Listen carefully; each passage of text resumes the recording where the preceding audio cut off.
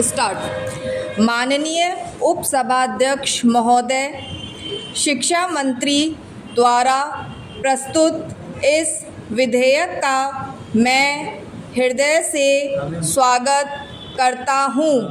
यद्यपि यह विधेयक काफ़ी देर से आया है, परंतु फिर भी यह दुरुस्त आया, इसलिए मैं इसका हृदय से स्वागत करता हूँ। उपसभाध्यक्ष महोदय, राष्ट्रपिता पूज्य बापू ने हमारे देश की राष्ट्रीयता की अभिनव कल्पना की थी। वह कल्पना सर्वांगीण थी। इस देश के विदेशी दासता से मुक्त होने पर इसका क्या भविष्य होगा, इसकी राष्ट्रीयता का क्या स्वरूप होगा, इसकी राजनीति का क्या स्वरूप होगा, इसका आर्थिक स्वरूप क्या होगा, यह सब उन्होंने इस देश के स्वाधीनता आंदोलन का सूत्रपात करने के साथ साथ मनोकल्पित कर लिया था और इसलिए उसको साधने के लिए उन्होंने 14 सूत्री रचनात्मक कार्यक्रम रखा था, जिसमें राष्ट्रभाषा हिंदी का प्रचार एक मुख्य कार्यक्रम था। उनकी कल्पना में कोई संशय नहीं था कि स्वाधीन भारत की राष्ट्रीय चेतना की, राष्ट्रीय उद्बोधन की और राष्ट्रीय एकता की जो एक भाषा होगी, वह देवनागरी लिपि में लिखी जाने वाली हिंदी होगी। हिंदी को उन्होंने इसलिए नहीं, सारे देश के कामकाज की भाषा चुना था कि वह इस देश की प्रसिद्ध भाषाओं में सबसे धनी थी।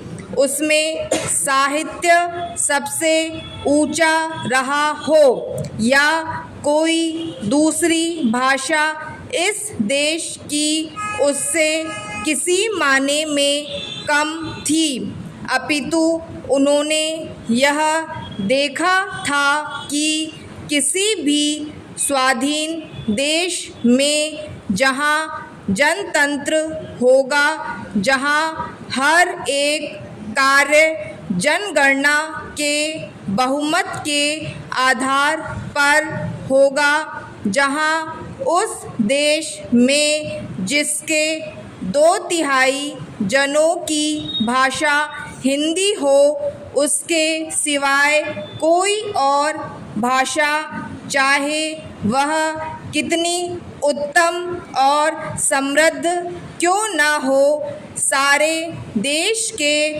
कामकाज की भाषा आसानी से नहीं हो सकती।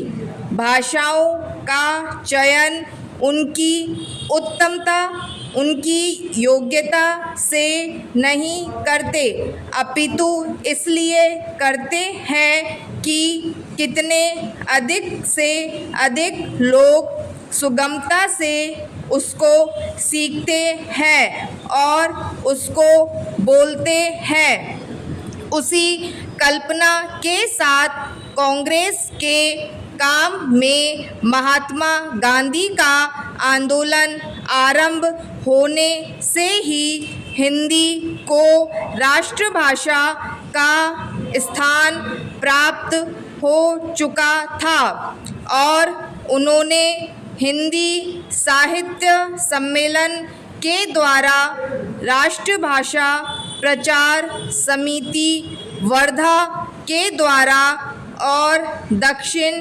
भारत हिंदी प्रचार सभा के द्वारा, जिसकी स्थापना का एकमात्र श्रेय उनको था, हिंदी के प्रचार कार्य को स्वयं उन्होंने भारी योग दिया और इन सभी संस्थाओं के वे अध्यक्ष रहे, साहित्य सम्मेलन के भी अध्यक्ष रहे। पैरा उपसभापति जी, मेरे मित्र ने जो सुझाव सदन में रखा है मैं उसका समर्थन करता हूँ, क्योंकि हम देखते हैं कि गन्ने का उत्पादन बढ़ा है और गन्ने की कीमत भी। माननीय मंत्री महोदय कहेंगे कि धीरे धीरे दिन पर दिन बढ़ाने की कोशिश रही है और कुछ बड़ी भी है। उसके बाद अगर हम तुलना करें तो चीनी का उत्पादन भी बढ़ा है और 60 लाख टन से भी अधिक हुआ है और जहां तक मुझे मालूम है यह और भी आगे बढ़ने वाला है। हमारे सामने अब यह सवाल आता है कि जब देश में चीनी का उत्पादन बढ़ रहा है तो क्या इस पर कंट्रोल रहना चाहिए? यह एक मुख्य सवाल है। इसका जवाब केवल यह कहकर नहीं दिया जा सकता कि कंट्रोल की ज़रूरत है।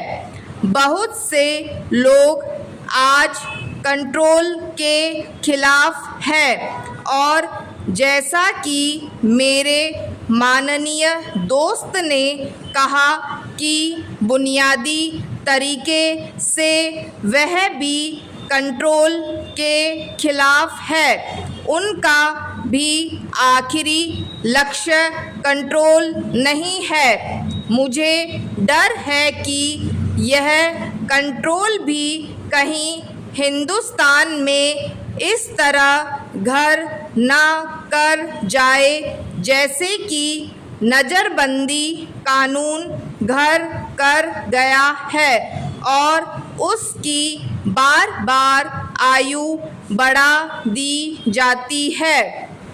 इसलिए मैं चाहता हूँ कि माननीय मंत्री जी आज इस बात पर प्रकाश डालें कि जब देश में चीनी का उत्पादन बढ़ रहा है तो वह कंट्रोल क्यों नहीं तोड़ देते? क्या उनको इस देश के व्यापारियों पर विश्वास नहीं रहा या किसके ऊपर विश्वास नहीं रहा? यह बताएं। आज देश में किसकी मांग है कि कंट्रोल रहना चाहिए?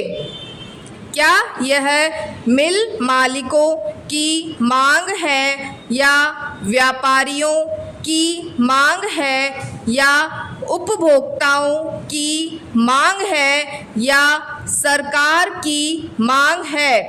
क्या जो दलीलें व्यापारी हमारे सामने देते हैं वह सही है और क्या जो बार बार उनको आश्वासन दिया गया है उसके पीछे कुछ तथ्य हैं? यदि नहीं तो मैं समझता हूँ कि अब समय आ गया है कि इसके ऊपर विचार किया जाए और सीरियसली इस पर विचार किया जाए कि कंट्रोल रहना चाहिए या नहीं रहना चाहिए। मैं यह 1 मिनट के लिए भी नहीं कहना चाहता हूँ कि कंट्रोल को हटाने से पहले ऐसी बंदिशें ना कर ली जाए कि कोई दाम बढ़ जाए, क्योंकि आखिर को हम इंसान की ज़िंदगी के साथ और अपने बच्चों की ज़िंदगी के साथ प्रयोग नहीं कर सकते। चीनी की हालत आपको मालूम है। 10 मिनट।